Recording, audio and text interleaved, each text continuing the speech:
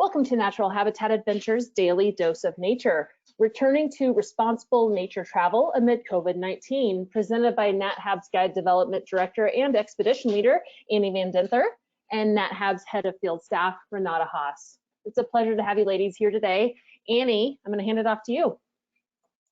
Thank you so much, Kendall. I really appreciate all the hard work you put into making sure that these go smoothly. Super excited to present on a Wednesday, threw off the whole family schedule, but we're really happy to be here, and I can't wait to get to interview our head of field staff, Renata. So Renata, would you like to introduce yourself?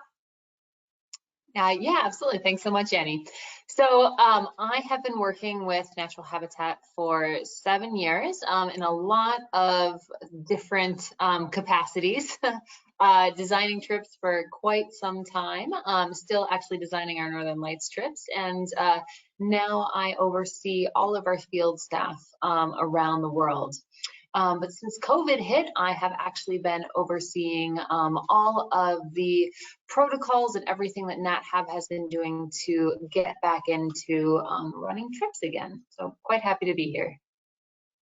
And you do such an excellent job with taking care of our field staff. And now you've done a phenomenal job with helping all of us to understand these protocols. So let's dive right into it and start talking about what is going on with travel these days and how we at Natural Habitat are dealing with all the changes and all the shifts.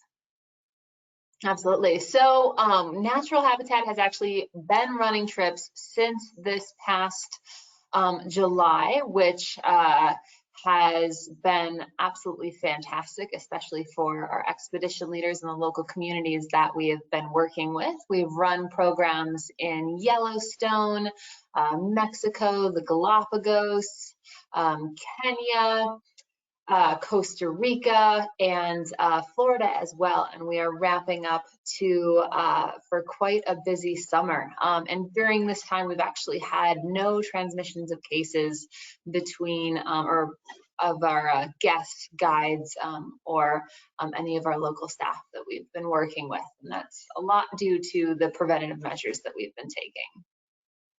It's so cool that we've managed to have trips through this whole time, although just a few, but the ones that we have had, that's fantastic news that they are ending up to be a safe and healthy way to travel, and things are only getting better. So tell us a little bit about what has been going on as far as developing this protocol and making sure that, you know, all of this is what it needs to be. Yeah, it's been a process, to say the least. So we have taken, well, essentially since COVID started and we determined that we wanted to start running trips again, a team was established within our operations department, and we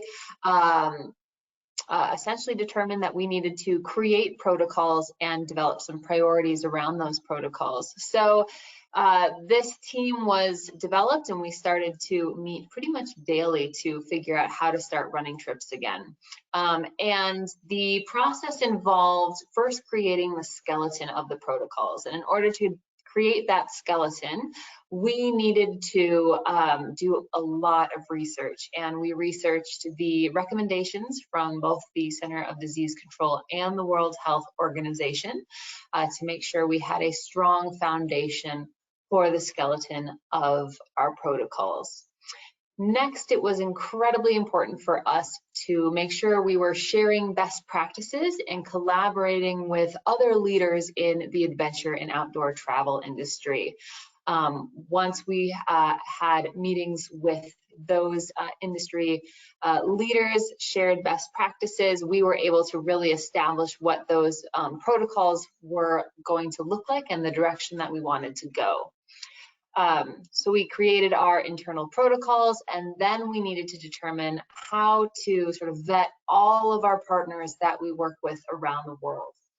So we needed to make sure that when our group went into, let's say, a restaurant or a hotel, we knew the protocol that was being followed by that hotel or that restaurant or that transportation provider, and we needed to know that it met our standards. So we actually have a vetting protocol and procedure in place for everyone that we work with in the field. So we know that they are either meeting or exceeding our expectations. Next, we have a screening process for all of our guests, all of our field staff on trip. This includes filling out a questionnaire prior to starting the trip. And it also means that we have virtual doctors that we have as a resource if it is the case that anyone on trip is showing symptoms or that we need to reach out to get additional medical advice and suggestions on next steps to take. After screening, then it's really important that we train all of our guides and field staff in the field. And because everything is changing so rapidly, we have to do a lot of these trainings. So what I do is I meet with our guides before every single season starts and go through an intensive training with them so they know how to implement our protocols in the field. And of course, if anything changes, then we meet up mid-season and train on anything new. And then finally, we are setting expectations. We're setting expectations with our guests by giving anyone that's joining a NatHab trip as much information we can on what our protocols are and how we expect them to participate in mitigating their own risk on trip. And you also, with guests, before you even leave your house, what we do is we make sure that you are sent in your pre-departure briefing, not just the itinerary and all the fun things you're going to be doing, but you are also going to get 2 KN95 masks, hand sanitizer, sanitizing wipes, and information on how to best mitigate your risk when you're traveling from your house to the location. So it's incredibly important that you have all of that information at your disposal so that you can mitigate your risk before even getting to the location. So it has been a process, to say the least. That's phenomenal how much we've developed. And you know, I'm often part of training our guides, and this is a whole other layer of getting our field staff ready. So it's fantastic that we have all of those systems in place. We also have something called the combination intervention approach. I call this the CIA of NatHab protocol here, but the combination intervention approach, tell us what that is and what that means for our travelers when they do head out on an adventure.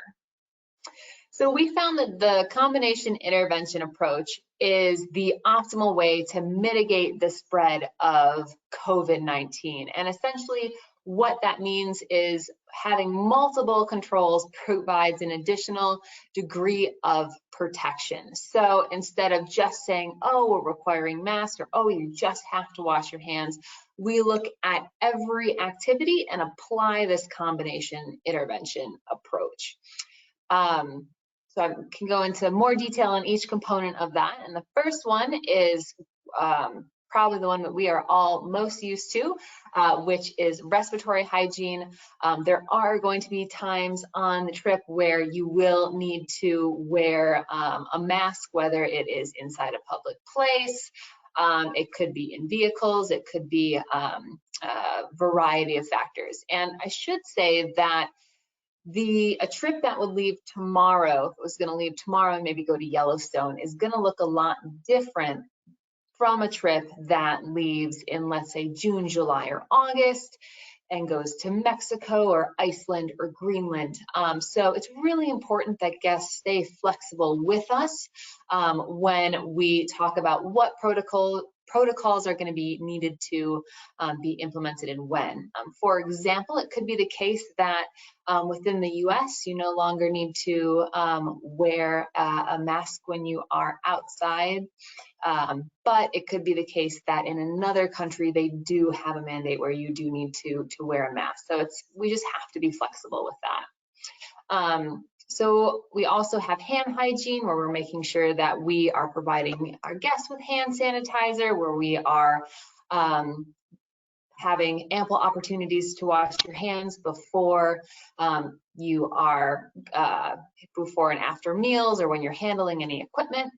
And then we're also still putting physical distancing in place and enhanced sanitation. The great thing about NatHab groups is that we are so small to begin with. An average group usually having between 10 and 14 people makes it very, very easy for us to socially distanced, not just from the general population, but makes it very easy for us to spread out and as a group. So that is just a very big benefit. It doesn't really look that much different on a NatHab trip before or during COVID. I think this is fantastic. And I actually went back to this image because I just heard a study that the United States, like, we're not any better at hand washing than we were prior to COVID. Who knows about some of those studies, but I will say I love that we prioritize this on our trip and that we give plenty of opportunities for our guests to make sure that their hands are clean when we're interacting with each other. We've also gone so far as to have additional training for our staff relative to food handling and that kind of thing. So there's so many exciting things happening in that CIA protocol, the combination intervention approach. Even the wildlife is going to be prepared for this new way of moving through the world. I think with all of that though, Renata, we do still have a question that our guests are asking. So we need to be vaccinated. That's going to be great. What about the testing then? How does all of that work together? I would say that's one of our biggest questions we seem to be getting from guests is, do I have to get tested and have the vaccination requirements, or does that go out the door because I'm vaccinated? Yeah, it's a great question. And there's so much that's changing all of the time with everything, everything COVID. So right now, our policy is that from May 1 to the end of June, you need to have a piece show proof of a negative COVID-19 result taken within 5 days of your departure. However, if it is the case that you have been fully vaccinated, then you do not need to get that test. And then for all of our trips going to Alaska, and then all of those trips starting July 1 and forward, we do require all of our guests to be vaccinated. And that is for a lot of different reasons. First and foremost, we want to take part in reducing the spread of COVID-19. We want to make sure that we can decrease the risk of our guests getting COVID-19, of our guides, of our field staff, and the local communities that we visit. We go to very, very, very remote communities, and it could very well be the case that those communities that we visit do not have the vaccine distributions that we do. So the best way that we can protect those communities is to arrive vaccinated ourselves.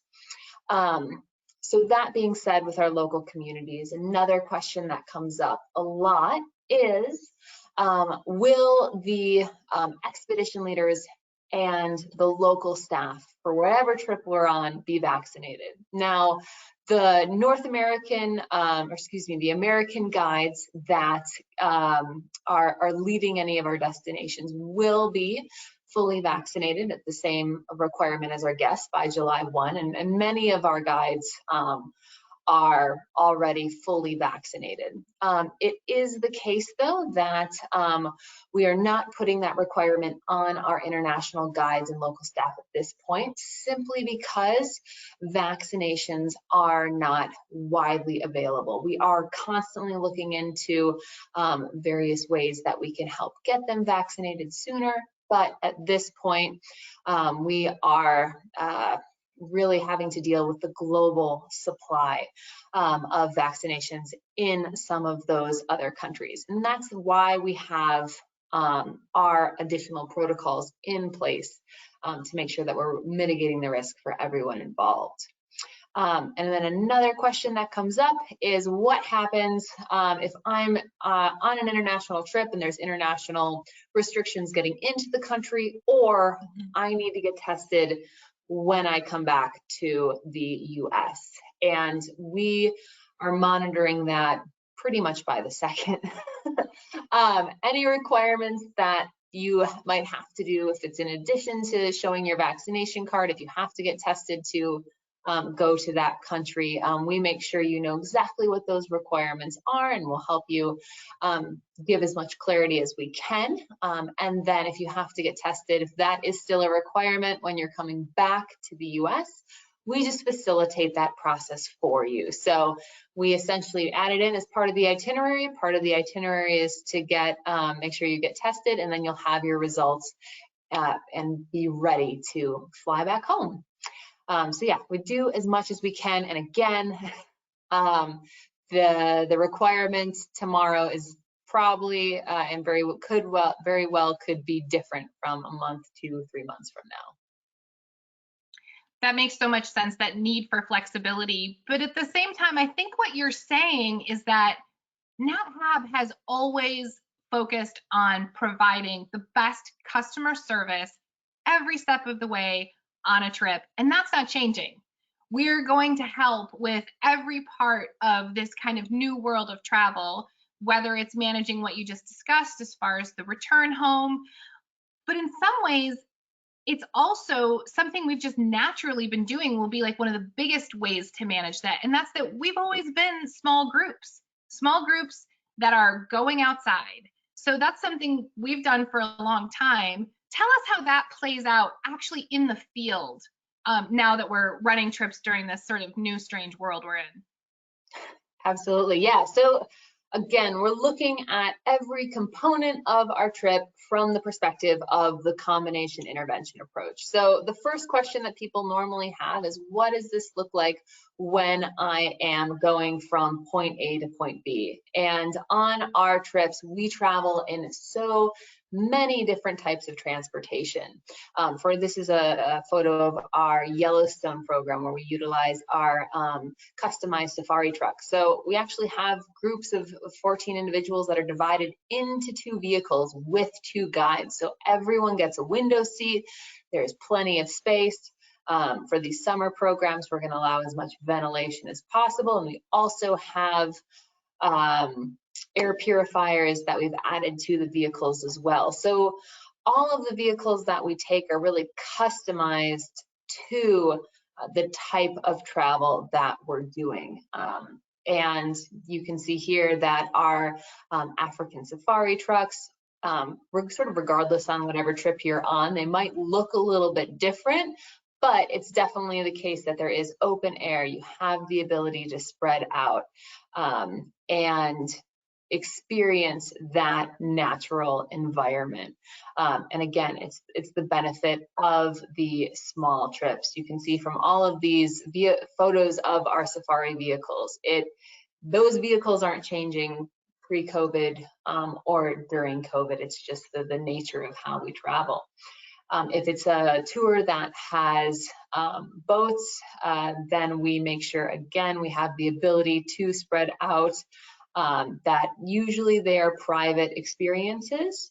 If it is the case that we're on, and this is a charter flight that is privately experienced, but if it's the case that we're on a public mode of transportation, whether it be a boat ferry, a boat tour, or an internal flight that we take that is a scheduled internal flight, what we're going to do is make sure we're abiding by the guidelines that our partners that we're working with are putting forth. And that's going to be wearing masks when we're inside, social distancing as much as possible, making sure that we are sanitizing our hands and still enjoying the experience.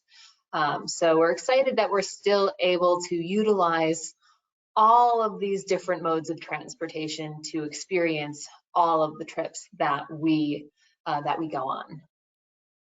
It looks like we've got many different aspects covered, in that, as you said, we're going to be able to travel safely because we've been doing that even without having large numbers of our guests vaccinated. So tell me about meals, because to me, this is one of the things, it's one of the greatest joys on a trip. You've just been adventuring off with, like-minded individuals, at this point, friends that you've met on your adventure. And you had maybe an incredible experience that day of wildlife viewing. And it's so fun to get to come around a table and you know, share in the joys that we just had or ask questions about what it's going to be like the next day. This is something people are really missing, is this. So how is this going to play out on trips? Will we still be able to get together and have dinner as a group? Yeah, meals has really been the one thing that we have. I mean, we've thought a lot about really every component of our meal, of each and every trip, but meals has been sort of the biggest. How do we handle meals? Because we have to be social for so long, socially distanced, but we want to have that experience of community. So it's actually led to a ton of benefit on our trips, because now what we've been doing is really prioritizing as much as possible outdoor and field meals. So previously on a trip where we might have come in from wildlife viewing for lunch, or for dinner and have a meal at a restaurant, what we might do is do a field meal out in the area where we are viewing that wildlife. And that's done a lot for us, because it allows us to be where we all want to be, out experiencing nature and enjoying time with our travel companions and time again outside. So when it comes to what dining sort of looks like, is first and foremost, we are going to prioritize outside dining as much as possible in spaces where we can be spread out and enjoy meals. If that is not possible, some of our destinations are a little bit colder, or it's just there's not a chance for outside dining, we prioritize private rooms, again, larger rooms where we can spread out as a group. And if that is not available, we're then making sure that within the space where we're dining, we are abiding by those local regulations. So we've found that and especially since restaurants are really working towards, or have been working towards this over the past year, we're getting a lot of flexibility, a lot more unique dining experiences, and a lot of restaurants have moved their dining outside. So it's led to a wonderful atmosphere on a lot of our trips with the dining experiences. I can't tell you how many times as a guide I have wished we could have a field meal, especially at that lunchtime period where it's like, oh, we're just in the best part. And I love that we're reducing the time spent in that way on going away from wildlife or whatever it might be. And we're just going to be right there where the action is with our guests. And I've also seen some of the food that's being created on those lunches, and they look phenomenal. So it's not that we've cut back on the quality of that experience, which is really exciting. I can't wait to go guide just for some of the food. So let's talk about activities. What are those going to look like as we're shifting, into this new world? Yeah, it's interesting because it's a lot of our activities aren't much different. Obviously, on a lot of our programs, we're looking to view wildlife, but there's so much more that we are doing on our trips, from hiking over glaciers to just general hiking. Because we are such small groups, those activities pretty much look exactly the same. It might be the case, depending on where you are in the world, that you might be hiking with a mask, or you might not be hiking with a mask, be a little bit more spread out. But again, our groups are so small, and nobody likes sort of being conga line right up next to the person that's in front of them. It's just allowing for more space, and it really looks exactly the same, which is wonderful to be able to do. It is great that just the types of programs that Nat have allows for us to have that time and space. But again, we're doing things that are not just hiking. If we are doing things like kayaking, for example, that is a case where you might have a paddle that somebody else used. So we're making sure that that equipment is sanitized in between use, and you're just out enjoying nature. If it is the case that you're using scopes, which a lot of our programs do, we make sure that that is cleaned. and sanitize in between use. But for trips where we are rafting, or we are in, if we're rafting, we're usually utilizing more than one boat. As you can see here, we have one boat per household. If we're in a helicopter or inside on a scenic train ride, the case that you would have to wear masks in that mode of transportation, but you're still able to experience the beautiful surroundings.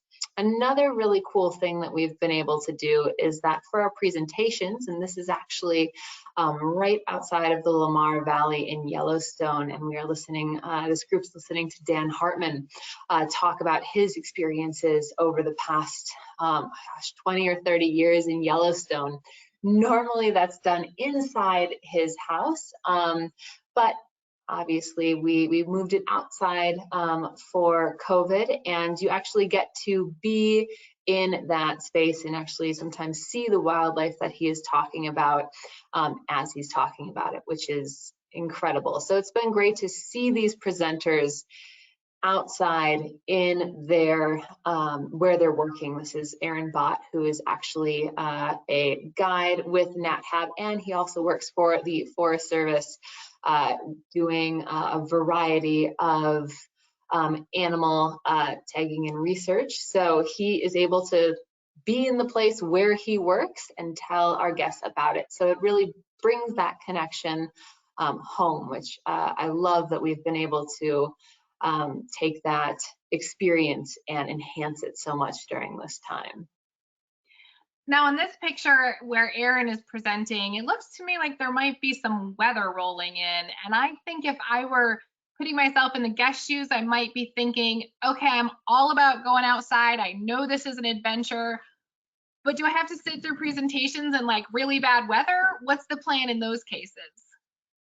Yeah, so again, this is why the combination intervention approach is what we focus on. So if it is the case that you do need to be inside, we're in a private room, large private space, socially distanced, and then we're just gonna wear face coverings when we're in listening to Aaron talk. So it's just a slight adjustment, but obviously we want to maximize that experience for our guests. So if we can be outside, we're going to be outside, but if it is inclement weather, we are going to head back inside. And again, it's just so wonderful to be able to continue to do the activities that we do on this trip, and be in a place where we're able to mitigate that risk to ourselves and to our guests.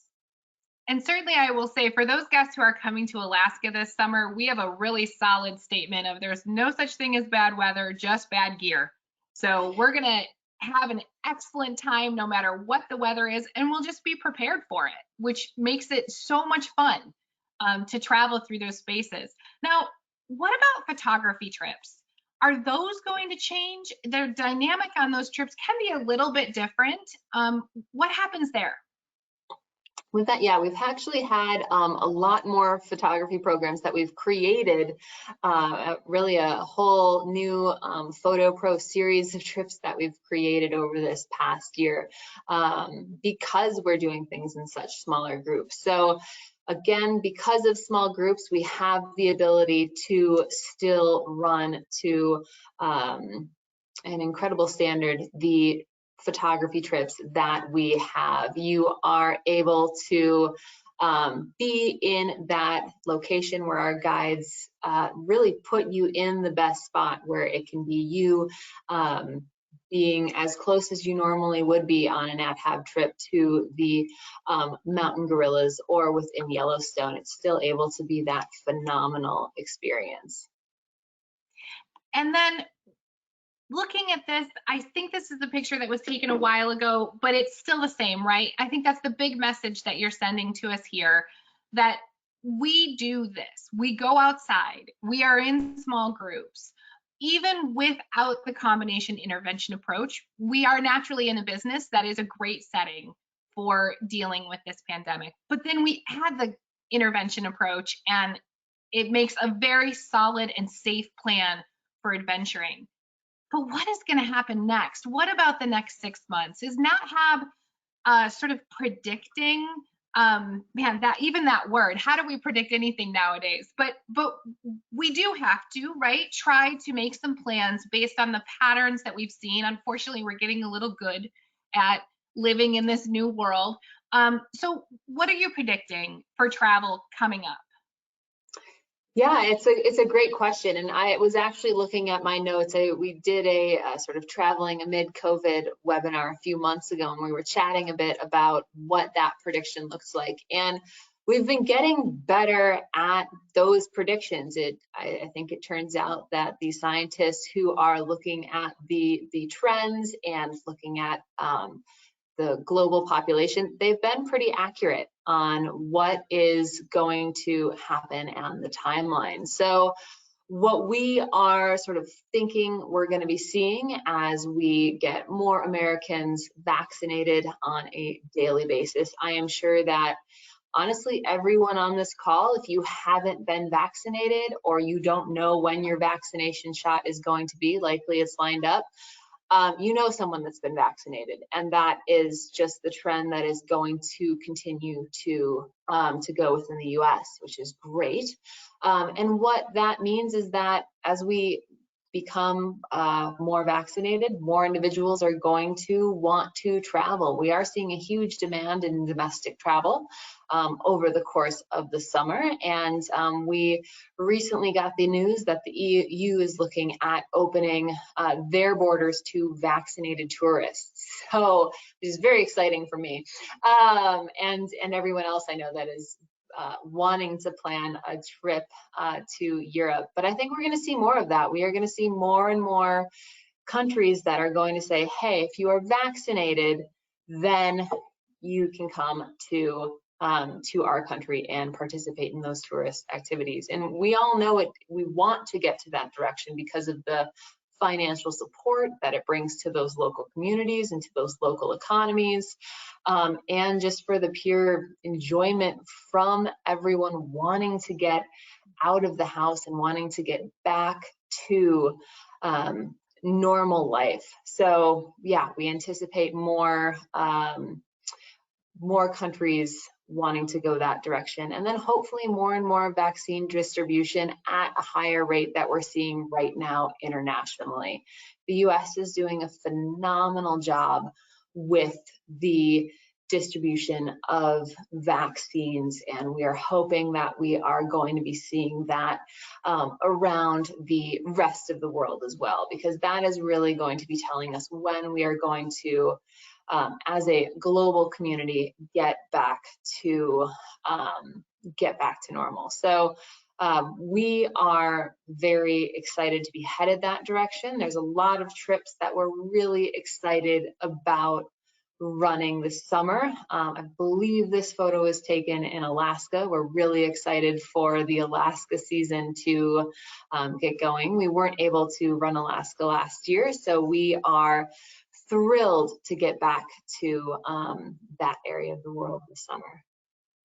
I can tell you Alaskans are just as thrilled to have you all come and visit. We cannot wait. Alaska is one of those states where the US has done such a good job with vaccination distribution that we're offering tourists a vaccine if they come to our great state. So lots of really cool things happening all over the world. And I love that the predictions are that things are just going to get better. A lot of hope is needed right now, and it sounds like that's what we have at Natural Habitat. So that's really exciting.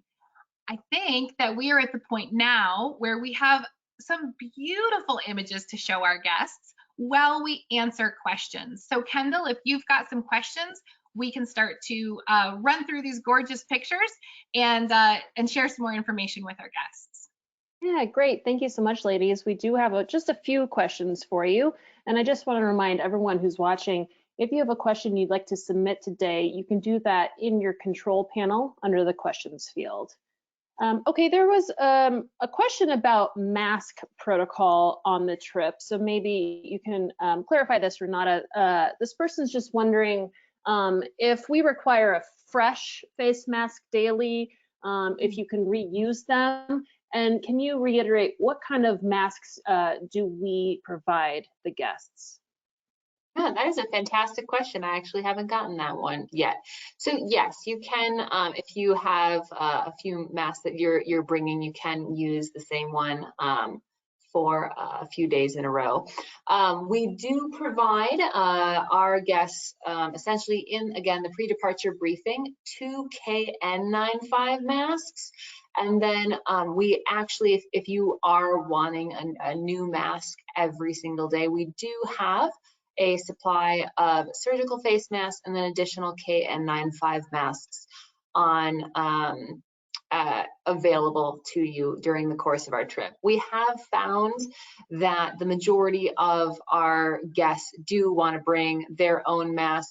They might feel more comfortable in it, or like the style and it matches their shirt, or for whatever reason are happy with the fit of their mask. So we do have additional ones available for our guests at any time if they are not wanting to use the one they brought. So as far as vaccination cards go, since this is such a new thing for our travelers, there was a question on whether they can bring a photocopy or a phone picture of their card if they're traveling. I believe this was just for US travel. Yeah, that is the question. I think we're all wondering where we're going to be going with the vaccination cards. My vaccination card is actually on my fridge. At some point, it will go into my wallet when I go somewhere. But at this point, we are asking that our guests bring the actual vaccination card with them. Definitely take a photo of it and keep a copy. But please bring that with you, whether it is a U.S. destination or if it is if you're traveling abroad.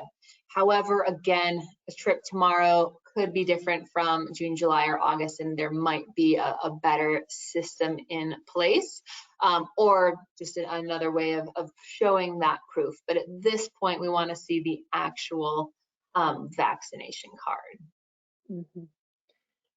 So we've had a few questions about, whether or not we're going to be running trips in various locations. So I just want to reiterate, of course, we're constantly monitoring the situation and we'll always keep you updated on any changes that may take place. All right, the only other question I have is going to be a really tough one for you two. If you could only take one trip with NatHab, which one would it be? You go first, Renata. Yeah, maybe we can change this. I was thinking, what's your favorite trip that you've taken so far, and what's a trip that you're really looking forward to taking that you haven't yet? How about that? Wow. Okay, I have an answer. Even though I said Renata go first, I've got my answer when you make it a little easier like that. My favorite trip that I have taken, that one's really hard because I usually say it's the one that I'm on, right? Because just being in that moment is so important. But the brown bear trip in Alaska on the Grizzly boat, there is nothing like it. And it's connected to the trip that I want to do. And that is, often brown bears are called the gorillas of North America. And when you are sitting as close as we get to them and watching that animal behavior so intimately that you truly understand that animal, which is what my passion is, there's nothing like that. It's beyond compare. Gorillas is the trip that I want to do so bad. I lay awake at night looking at our other guides' photos and dreaming of what it will be like, figuring out if I could move my family there for some period of time. I cannot wait to get to see the mountain gorillas, and it will happen someday, I hope. Sorry I jumped on your toes, Renata, but I was really excited about that one. So what is your answer? No, you're all good. I'm like, oh man. So I would say that the trip that I have been on that I love the most, which I think is probably a huge surprise to most people, is our Northern Lights program in Churchill. I'm likely partial to it because it's the current trip that I oversee the operations for, but Churchill is this absolutely wonderful place that is so close to my home because I've spent quite a few seasons overseeing our polar bear programs up there. But it is amazing to go to such a remote destination when the temperatures are at -30 and you see the aurora borealis. It is a stunning experience. The community is amazing, and it's just so vast in everything that it is. So the Northern Lights program is probably favorite program that I have been on. And then I would say the one that I would really like to do is really anything in our South Africa realm. I spent quite a bit of time in East Africa, and everything that I hear from our guides, from our guests, from other individuals within our office that go on trips to whether it's Botswana or Namibia, South Africa, just come back beaming. So that is high on the list of locations that I need to get to once I'm out there again. Excellent. Okay, one final question we just got in is, should travelers bring their own hand sanitizer with them? Great question. So we actually will send you hand sanitizer. So you'll have a little mini hand, and it's actually, one of our guides says it's the best smelling hand sanitizer she has. So that's a bunny. But you'll actually get that in your pre-departure briefing with your KN95 masks and sanitizing wipes. So you'll have that with you when you leave. It is, I don't know how many ounces it is. It's like this big. So we have extras, but it also is a carabiner, so you can clip it right to your backpack. I've actually got one clipped to my purse, so whenever I'm in a store, hand sanding my hands before, hand sanding my hands right after I get out of the store. So you'll have that readily available for you. Great. Okay, well, I'm gonna call it there with questions. Again, if you have any questions for those watching about any specific trips that you may be booked on and whether or not we're running, or any other questions you have, definitely give us a call at the office at 800-543-8917, and we'll be happy to answer any questions you have. Again, we are constantly monitoring the situations in all of the countries that we run trips, so we'll keep you updated on any changes that may occur. All right, ladies, thank you so much. This was wonderful. I'm going to hand it back over to you for closing comments. Let's start with Renata. Thanks so much, Kendall. I just hope we were able to give you some good information on this webinar about what it is like to travel. For any individuals that are traveling with us this summer, later this year, next year, we're so excited to have you out. And for those that are interested, we hope that you decide to travel with us in the near future. Thank you so much. And thank you, obviously, Annie, as always. And thank you, Renata. It was so fun to get to do a webinar with you. Usually you and I are the ones who are planning them with other people. So this has been really enjoyable, and getting to learn all of this. We learn it all the time, but it's always a good reminder. I feel like I can't hear it enough. So thank you. And for those of you who tuned in, thank you so much. It's so cool that you guys show up every day to learn about our trips and what we're doing. We're just absolutely thrilled by that. And tomorrow I'm going to be back presenting with one of our guides from Brazil, Fred, and he, just preparing for the webinar, I learned so much. So if you are interested in birds, and I have to say, even if you're not, I will often say I'm a mammal watcher who has loved to learn to love birds, but this webinar is going to be fantastic. So please join us if you want to learn about the birds of the Pantanal. It's going to be phenomenal. So that'll be tomorrow, and then of course there'll be some every day of the week. Great, thank you. I'm looking forward to that one, Annie. You really sold it to me. And Renata, thank you so much for all of your hard work behind the scenes with COVID protocols. You have worked just endlessly, tirelessly to make sure that our travelers are safe. So I really appreciate you with all the work you've done, and of course presenting for us today. So I'd also like to thank everyone who tuned in today. We did record today's presentation, so we'll have a replay available on our website soon. And definitely join Annie and Fred tomorrow for our next webinar. And with that, I'll conclude the webinar. Goodbye, everybody. Bye. Thanks, guys.